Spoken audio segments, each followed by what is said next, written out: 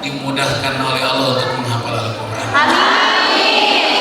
Dan mudah-mudahan sesuai dengan target yang diberikan.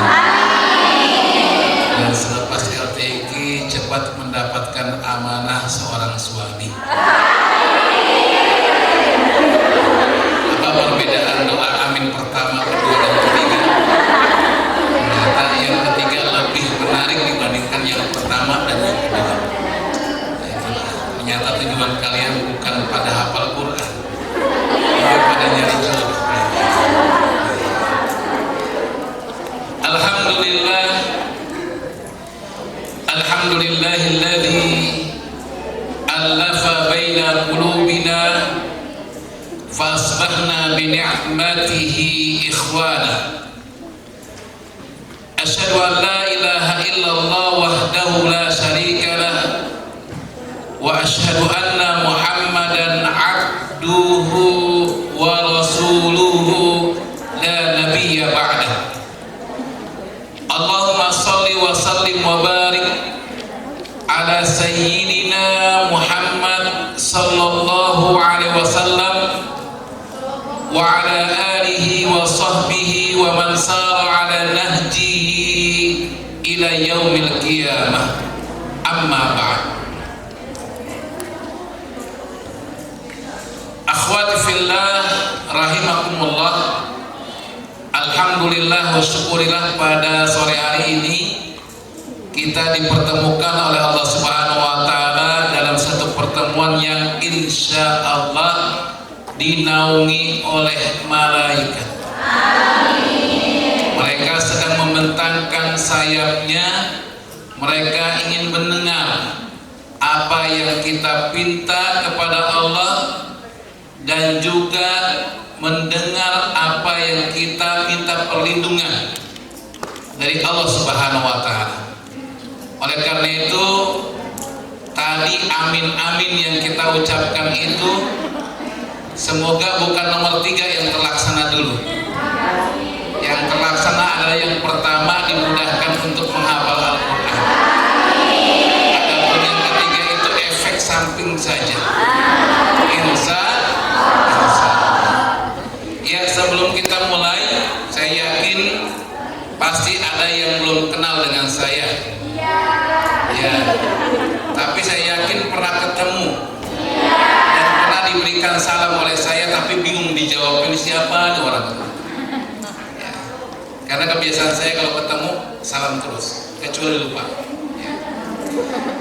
Ya, saya akan mengenalkan diri saya. Pertama kali, inilah nama saya, tanggal lahir saya, dan pendidikan saya. Jadi saya namanya Muhammad Ihsan Setiawan, lahir 4 April 73, masih muda dibandingkan kakek kalian. Kemudian pendidikan saya di SD SMP di Depok, Keladaran Depok, ahlan wa sahlan, kita saudara satu daerah. Kemudian pesantren di Al-Mu'min Solo, lalu kemudian melanjutkan ke Mesir pada tahun 1994 di pesantren juga selama 5 tahun. Baru kemudian kuliah tahun 99 dan lulus pada tahun 2004. Lalu kemudian selesai lulus saya pulang ke Indonesia, lalu mengabdi dulu di Banjar Patroman. Tahu Banjar Patroman? Dekat Ciamis, ada orang di sana? Alhamdulillah, saya sempat 4 tahun tinggal di sana, 2005 sampai 2009. Lalu 2009 saya masuk ke Asifa. Di Asifa inilah kemudian saya ngambil S2. Ya. Di Jakarta pulang pergi Sabtu Minggu langsung pulang, Seninnya ngajar lagi. Ya. Kemudian ketika saya di Asifa, saya diamanahkan, ini amanah saya selama di Asifa sampai detik ini. Terakhir adalah sebagai dai Asifa Al-Khairiyah. Ya. Dan amanah sekarang di bidang dakwah di Yanmas, pelayanan masyarakat, yaitu mengurusi dakwah eksternal. Jadi mengurusi majlis taklim, khutbah Jumat, dan lain sebagainya. Selama itu adalah kemaslahatan untuk yayasan dakwah di luar. Kemudian selama di Asifa dan juga sebelum di Asifa, ini pengalaman saya dakwah selama berada di Indonesia, yaitu ada 12 daerah yang saya kunjungi, mulai dari Aceh sampai dengan NTT ya. Lalu kemudian pengalaman dakwah di luar negeri, ini tempatnya saya hanya satu negara saja yang diamanahkan sama Asyifa, yaitu di Amerika. Jadi sejak 2018 Januari sampai dengan Januari tahun 2020 saya diamanahkan dakwah di Amerika selama 2 tahun. Dan tempat tinggal saya di nomor 1. Apa nomor 1? Nah, itu dia. Ya, ada patung. Jadi di sana selama 2 tahun. Tapi selama 2 tahun berdakwah di NY, kalau saya biasanya nyikatnya NU ya. Itu saya jalan-jalan sembari berdakwah ke daerah-daerah yang ada di sini.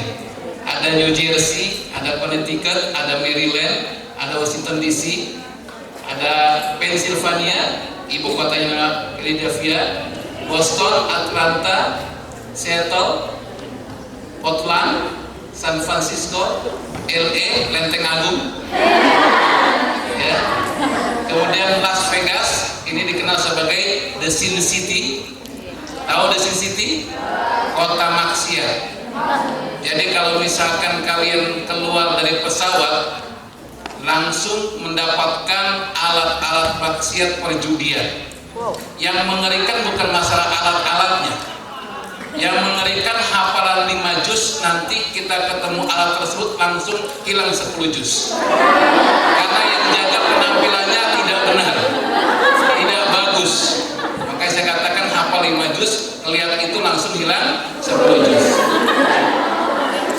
Kemudian ke Houston ya, Texas, ini kota koboi.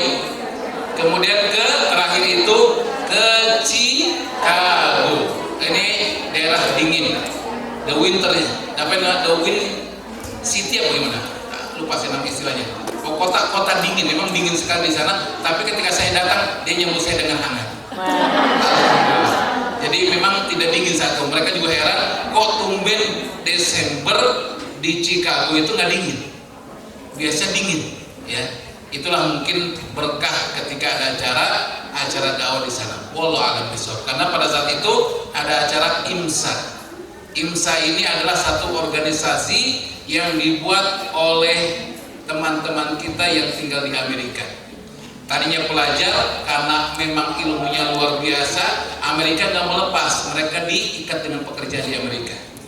Tapi mereka bikin dakwah di sana, bikin namanya IMSA. Ini adalah satu organisasi persatuan umat Islam di Amerika. Nah, ini setahun sekali di bulan Desember.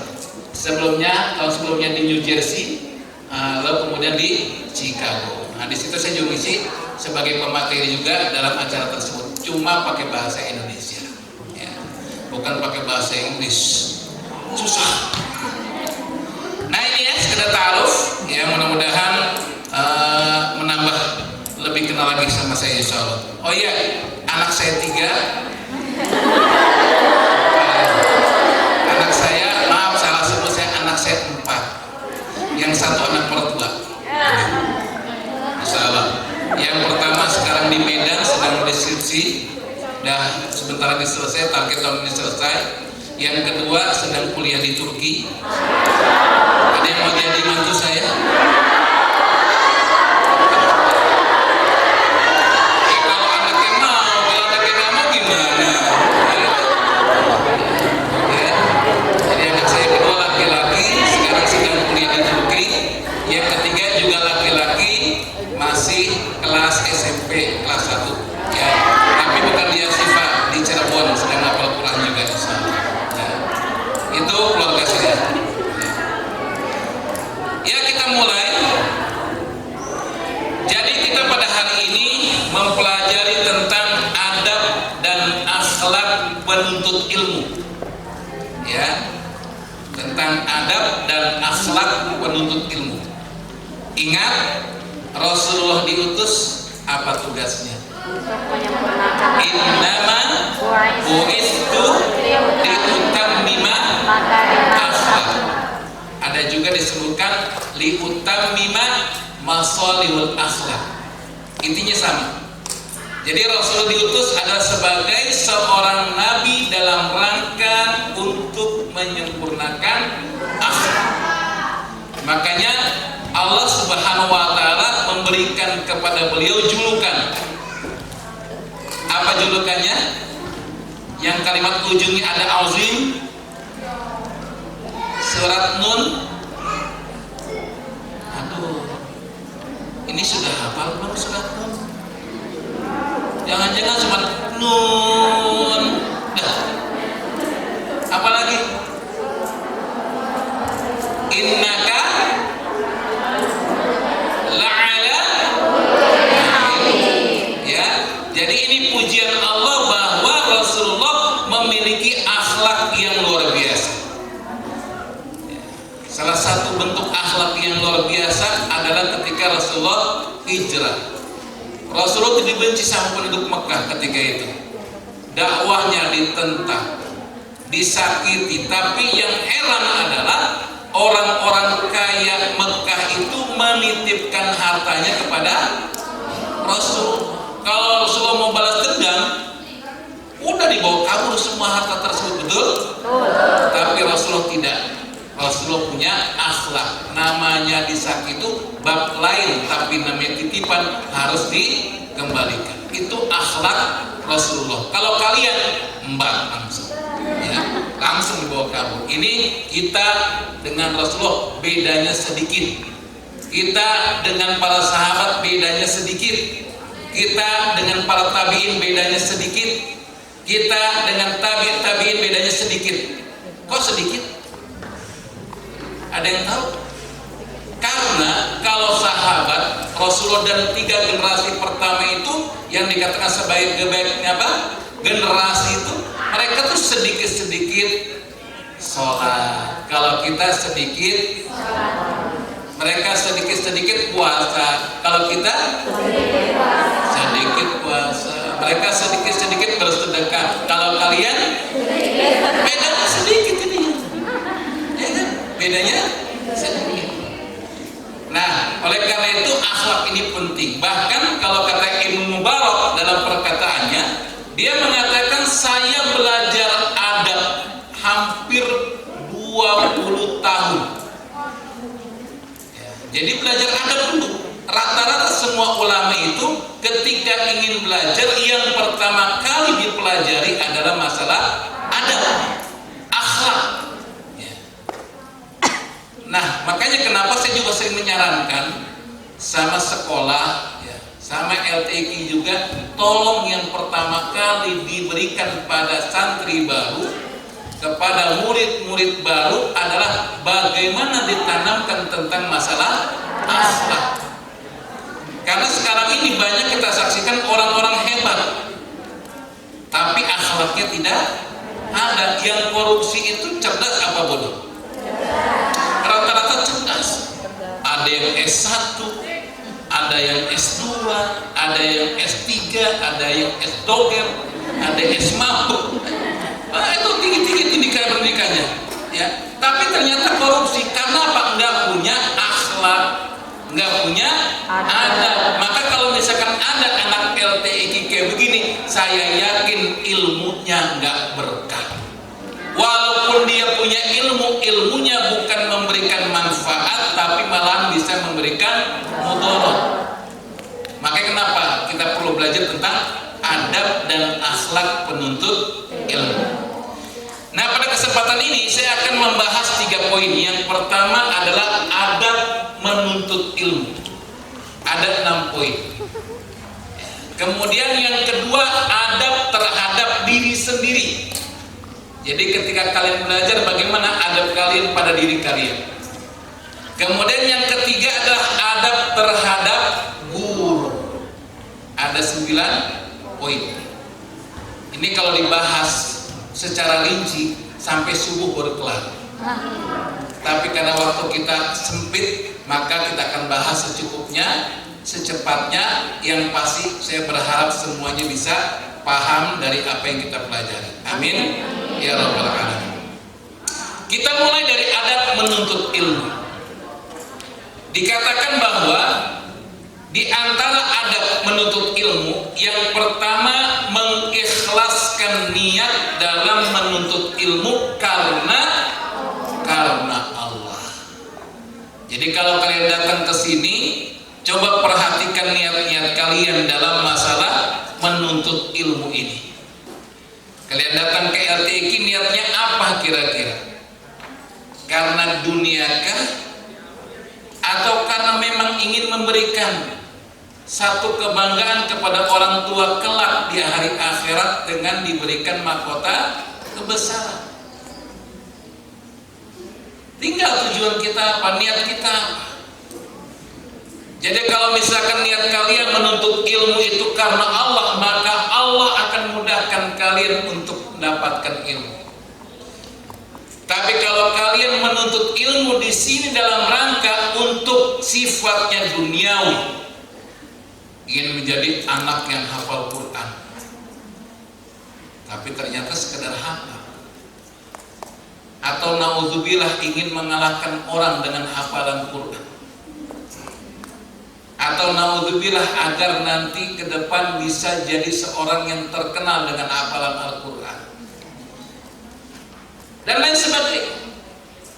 Makanya kenapa dalam hadis Rasulullah disebutkan bahwa orang yang pertama kali disidang oleh Allah Subhanahu wa taala adalah orang yang dia belajar ilmu, dia belajar Al-Quran, lalu dia mengajarkannya bukan karena Allah, mencarinya juga bukan karena Allah, tapi diniatkan ingin dikenal, ingin tenar, ingin lain sebagainya. Tapi Ustaz tuh buktinya pakai itu. Ini permintaan dari jamaah. Jadi sebelum saya pulang dari Amerika tuh ada pesan-pesan jamaah waktu di Amerika, Ustaz tolong ya kalau misalkan ada pengajian, ada taklim, tolong disiarkan langsung biar kami bisa menggunakan, memanfaatkan. Karena memang ketika di Amerika itu saya dapatkan banyak sekali masyarakat yang ada di Amerika begitu antusiasnya ketika Ustadz datang ke Amerika. Saat datang ke Amerika benar-benar mereka antusias. Termasuk ketika saya datang ke Las Vegas, itu tadi saya pikir Allah ya Rabbi ya Karim, datang ke Las Vegas, the Sin City, kota dosa, kota maksiat. Aduh, tapi ya panggilan dakwah di sana ternyata ada umat Islam Indonesia yang begitu antusiasnya. Bayangkan setiap hari pengajian, pagi ada, kadang-kadang sore ada, 5 hari saya tinggal di Las Vegas. Ya. Masya Allah, berpindah tempat tapi jamaahnya itu kene. Ya. Jamaahnya itu aja, tapi Masya Allah semangatnya luar biasa.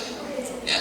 Dihormati. Makanya ada permintaan, tolong Ustadz kalau misalnya ada pengajian, ada taklim, tolong disiar langsungkan biar kami bisa menonton. Nah, ini jadi bukan maksudnya ingin ada viewer, tidak. Ini Facebook ya. Jadi gitu ya. Jadi jangan Ustadz kok pakai ginian, ada bertanya-tanya. Ini hanya wasilah supaya ada manfaat yang banyak. Bahkan saya pernah mengadakan pengajian di Masjid Al-Maunah, jamaahnya nggak banyak, yang nonton sampai 50 orang, ya kan? Ternyata manfaatnya banyak, luar dibaca, ditonton, diperhatikan, diberikan komentar, bahkan ada yang kadang juga bertanya. Ya kita lanjutkan. Jadi ketika kita belajar menuntut ilmu, maka kita niatkan karena Allah Subhanahu Wa Taala, bukan karena sifatnya dunia. Maka dalam sebuah hadis dikatakan bahwa orang-orang yang mencari ilmu dalam rangka untuk mendapatkan keuntungan dunia, ya, lam yajid arfal jannah yaumal qiyamah, maka dia tidak akan bisa mencium bau aroma surga. Nauzubillah. Jadi jangan sampai niat-niat kita belajar ke sini adalah karena duniawi. Tolong diluruskan. Jangan sampai ketika kita mendapatkan ilmu ternyata bukan menjadi pembela kita, tapi bisa menjadi penuntut kita. Bukan hujjatun lana, tapi hujjatun alaina. Nauzubillah min dzalik. Nah ini yang pertama. Yang kedua adalah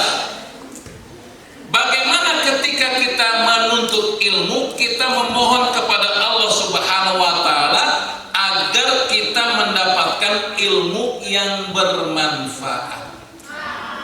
Berarti ada ilmu yang tidak bermanfaat. Ya. Maka kenapa kemudian kita ada doa kepada Allah Subhanahu wa taala dalam doa yang kita lantunkan untuk mendapatkan ilmu yang bermanfaat. Bahkan kita juga berlindung agar kita tidak mendapatkan ilmu yang tidak bermanfaat. Tidak bermanfaat ini bukan artinya ilmu-ilmu yang tidak benar. Bisa jadi ilmunya benar tapi nggak bermanfaat dalam bentuk amal. Jadi kalian punya ilmu tapi amal nggak ada, itu dikatakan ilmu yang tidak bermanfaat. Karena ilmu itu ibaratnya pohon, sedangkan buahnya itu adalah amal. Maka ada ungkapan waktu saya di pesantren ingat sekali, al-ilmu bila amalin kasajaratin bila tamarin. Ilmu tanpa amal itu bagaikan pohon tanpa buah. Nanam pohon duren nggak pernah berbuah duren. Nanam pohon mangga nggak pernah berbuah mangga. Nanam pohon kedondong yang keluar kecapi nggak mungkin. Mana mungkin nanam kedondong nanam buahnya kecapi? Ya itu beli di pasar tuh kecapi. Tahu kecapi nggak? Nggak tahu. Memang bukan orang udik kali ini ya. Kalau orang udik kenal, si orang udik ya. Kecapi itu buah, itu udah jarang sekali di pasar, jarang kita temukan kecapi. Ya. Nah, makanya kita berlindunglah sebuah doa yang dilantunkan dalam sebuah hadis sahih, ya. Allahumma inni a'udzubika min ilmin la yanfa'. Ya Allah, aku berlindung kepadamu ya Allah dari ilmu yang tidak bermanfaat. Jadi hati-hati. Doa sama Allah, Rabbi zidni ilma warzuqni. Berlindung juga Allahumma inni a'udzubika min ilmin la yanfa'.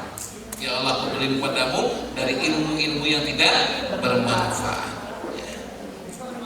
Yang ketiga adalah bersungguh-sungguh dalam menuntut ilmu dan rindu untuk mendapatkannya. Jadi kita harus sungguh-sungguh.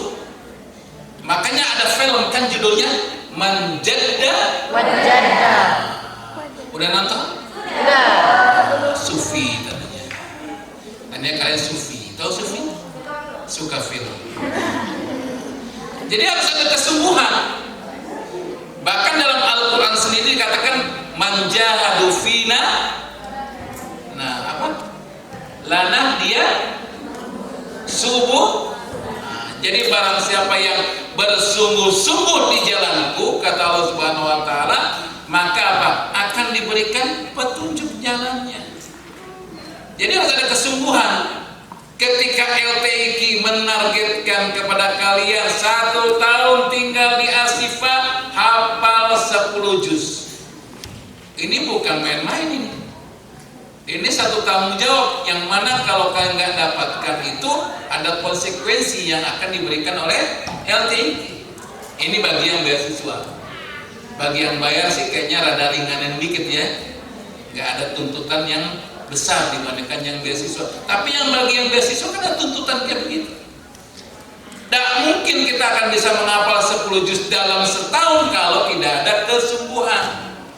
Maka perlu kesungguhan. Dan memang Allah nyuruh kita untuk sungguh-sungguh. Kemudian juga Rasulullah memberikan contoh bagaimana kesungguhan Rasulullah dalam dakwahnya. Sampai ketika pamannya menawarkan tentang hal-hal yang sifatnya duniawi, tapi kemudian Rasul bilang apa? Andaikan mereka meletakkan matahari di tangan kanan, bulan di tangan, Masya Allah, kayak lagu ya. Ada yang kayak gitu nyebutin lagu tuh ya, kayak begitu. Tapi nggak mau Rasulullah meninggalkan dakwah ini. Artinya memang Rasul serius dalam dakwahnya. Nah kalian juga ketika menuntut ilmu harus ada keseriusan dan bahkan harus ada rasa kerinduan untuk mendapatkan ilmu-ilmu yang bermanfaat.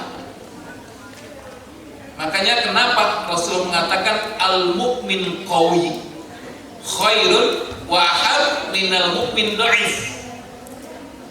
yang ngobrol, tolong yang ngobrol. Ini belum masuk adabnya, nanti saya sindir nanti ya. Adab-adabnya di sini ya, yang ngobrol.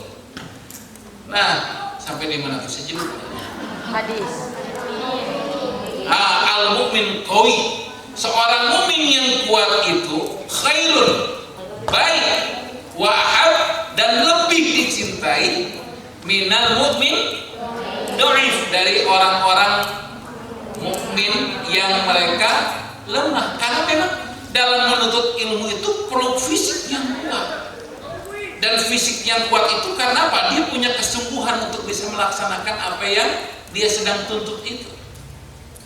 Karena orang-orang yang sungguh-sungguh itu ada orang-orang yang punya fisik yang kuat. Bayangkan Imam Bukhari dalam satu riwayat dia mengatakan, saya pernah mendengar satu hadis diriwayatkan oleh seseorang di tempat yang jauh. Beliau pergi dalam beberapa waktu, saya lupa berapa waktunya, lalu kemudian sampai ke tempat orang tersebut, tapi dia dapatkan orang tersebut sedang manggil binatangnya dengan tangannya, memberikan isyarat mau memberikan makan. Diperhatikan sama Imam Bukhari. Ternyata binatangnya datang karena emang ada isyarat memberikan makan. Kayak kalian misalkan memberikan makan ayam, gimana kalau ayam? Nah, kita punya ayam. Jadi kayak begitu, ya. Dipanggil datang, tapi ketika datang ternyata dia hanya ingin nangkap binatang tersebut dan di tangannya tidak ada makanan. Maka kata Imam Bukhari, dia saja sudah berani berbohong kepada binatang, apalagi kepada manusia. Jadi kalau kalian pernah punya ayam ker lalu kemudian nggak ada makanannya, tandanya kalian pembohong. Alhamdulillah ayamnya nggak bisa ngomong. Coba kalau bisa ngomong, weh, bohong lo. Nah, gitu kan? Nauzubillah, kabur kita ya. Ayam jadi-jadian jangan-jangan itu ya. Jadi adakah kesungguh-sungguhan dalam masalah menuntut ilmu?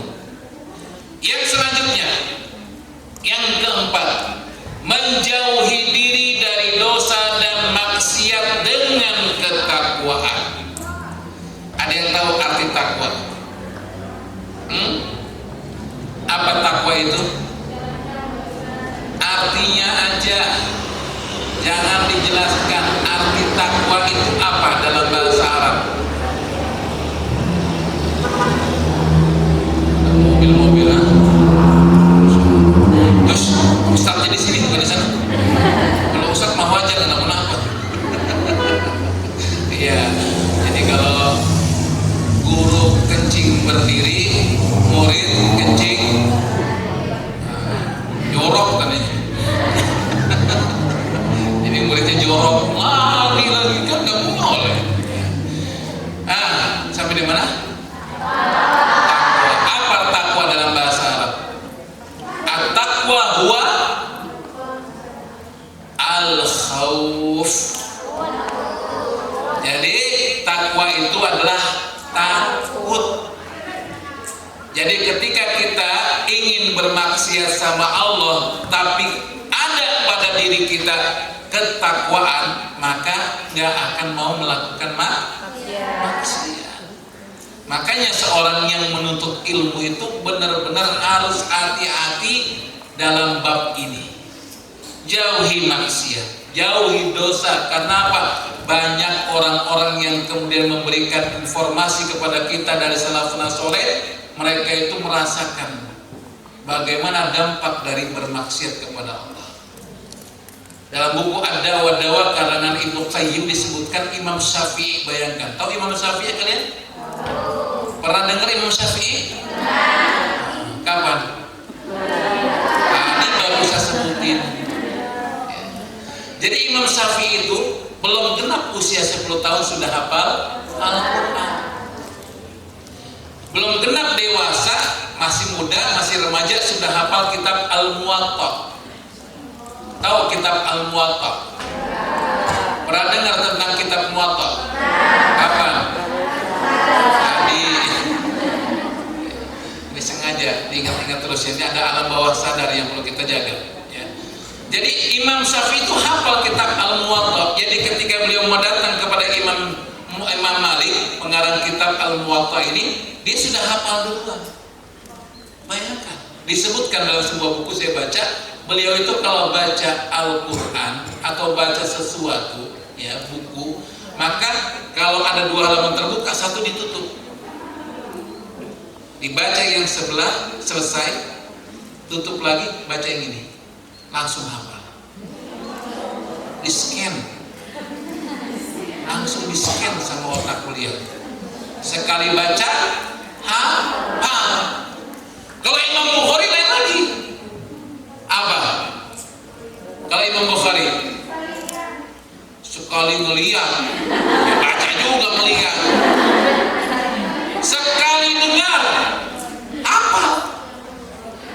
Imam Bukhari itu luar biasa. Ada kisahnya, nggak perlu dibahas di sini, karena nanti itu bekal saya untuk isi kalian lagi nanti. Imam Bukhari kayak gitu, sekali dengar, apa? Imam Syafi'i sekali baca, kalau kalian baca dengar nggak? Aku kan akhirnya. Makanya kalau kalian ingin agar hafalnya bagus kayak Imam Syafi'i itu, ya, jauhi maksiat. Karena Imam Syafi'i kan pernah curhat. Jadi curhat itu nggak ada zaman Imam Syafi'i. Ya, pernah curhat sama siapa? Rasulullah. Zaman yang beda. Minum.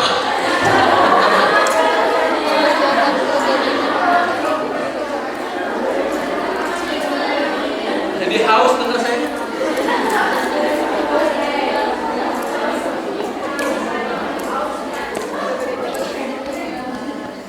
Jangan dilihatin.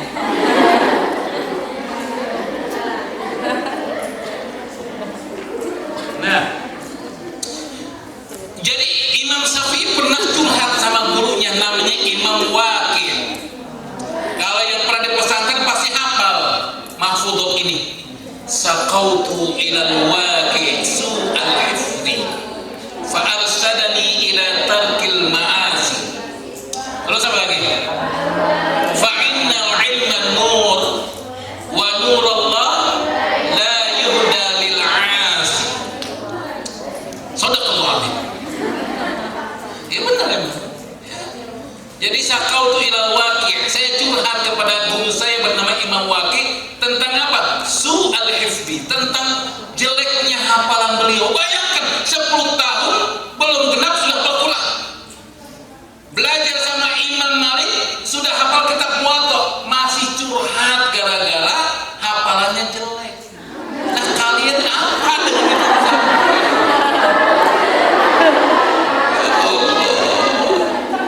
Ya, dan ternyata apa? Imam Waqi' kemudian memberikan nasihat fa'arsadani ila tarkil ma'as. Lalu beliau memberikan nasihat kepadaku untuk meninggalkan maksiat. Karena apa? Karena ilmu itu nurun. Jangan bahasa Jawa, nurun apa? Montek. Ya. Nah, jadi ilmu itu cahaya, dan cahaya Allah tidak diberikan kepada orang-orang yang bermaksiat. Bahkan Imam Malik sendiri mengatakan dalam perkataannya kepada Imam Syafi'i, ya, disebutkan di sini, ya, bagaimana ungkapan Imam Waqi'. Ya. Saya melihat, kata beliau, bahwa Allah telah memberikan kepada kamu di hatimu cahaya. Maka Imam Malik mengatakan, maka janganlah engkau padamkan cahaya itu dengan kegelapan maksiat. Makanya hati-hati. Ya. Orang yang hebat aja, ya, Ustadz Abdul Somad, ya, itu dalam sebuah ceramahnya bilang begitu kan, masuk ke toko roti hafal berapa juz, hilangnya lebih banyak. Karena maksiat cepat hilang. Gampang untuk menghafal, tapi kalau maksiat gampang juga untuk hilang. Makanya hati-hati dalam bermaksiat kepada Allah Subhanahu wa taala, bukan hanya menghilangkan keberkahan ilmu kita, naudzubillah, karena akan memadamkan cahaya hati yang Allah berikan kepada kita. Ya, jadi hindari perbuatan dosa.